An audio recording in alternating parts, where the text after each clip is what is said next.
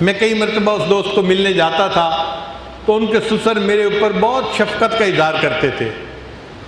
بڑھاپا تھا، ان کی پلکیں بھی سفید تھیں، بھویں بھی سفید تھیں، اور جسم کے سارے بال سفید تھے۔ بس جب بھی میں ان کے پاس جاتا، میں تو لڑکا تھا، میرے سارے بال کالے تھے اس وقت، تو مجھے جاتے ہی عطیات کی شکل میں سامنے بیٹھ جاتے تھے۔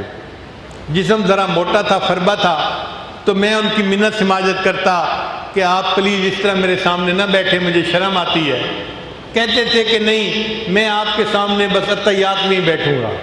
تکلیف اٹھاتے تھے مگر عطیات میں بیٹھتے تھے، اور کہتے تھے کہ بس آپ اللہ کی محبت میں باتیں کرتے رہیں اور میں سنتا رہوں گا۔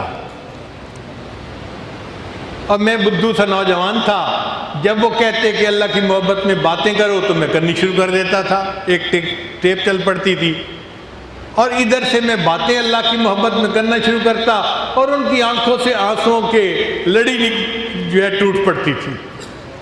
اتنے آنسو گرتے تھے کہ سینکڑوں آنسو، دو چار آنسو کی بات نہیں، سینکڑوں آنسو میں خود گنتا تھا ان کی آنکھوں سے گر رہے ہوتے تھے۔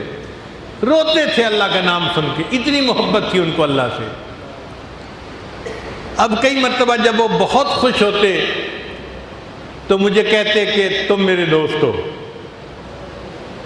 اور مجھے شرم آتی تھی کہ میں 26-27 سال کا ایک لڑکا سا ہوں، اور یہ اتنی عمر کے بڑے آدمی ہیں، اور یہ مجھے کہتے ہیں کہ تم میرے دوست ہو۔ میں تو ان کے بیٹے کی عمر کا ہوں، تو میں ان کے آگے شرم سے ہاں نہیں کر پاتا تھا، ہنس پڑتا تھا، مگر وہ یہی کہتے تھے تم میرے دوست ہو، تم میرے دوست ہو، تم میرے دوست ہو۔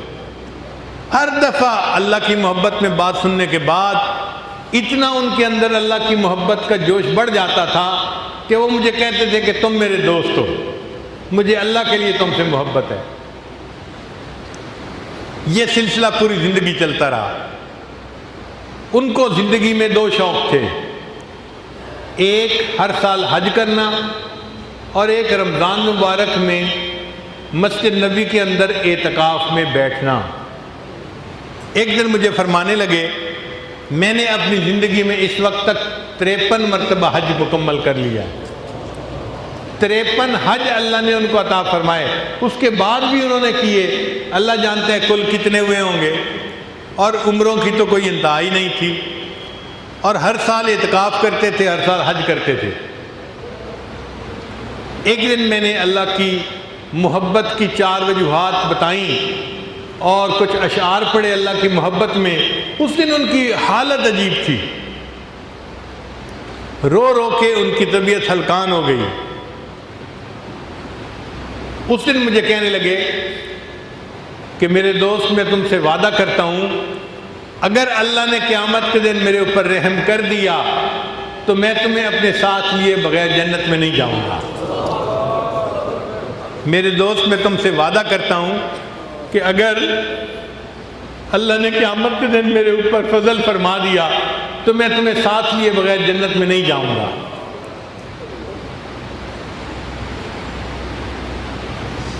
اب جب میں ان کے زندگی کے سارے حالات کو دیکھتا ہوں تو اب میں خود اپنی زبان سے کہتا ہوں کہ ہاں، میں ان کا دوست ہوں۔ اللہ کرے کہ یہ دوستی کا وعدہ وہ قیامت کے دن پورا فرما دے۔ وہ دعا مانگتے تھے کہ اللہ مجھے مدینے کی موت عطا فرمائے۔ آپ حیران ہوں گے، رمضان کا مہینہ ہے، وہ باوضو تھے اور اعتکاف کی حالت میں تھے، اور ریاض الجنہ کے اندر تھے، اور عصر کی نماز پڑھ رہے تھے۔ جب عصر کی نماز میں دوسری مرتبہ سجدے میں گئے تو ان کی روح قبض ہو گئی۔ ریاض الجنہ میں روزے کی حالت میں، رمضان کے وقت میں، نماز کی حالت میں اللہ نے سجدے میں ان کو موت عطا فرمائی۔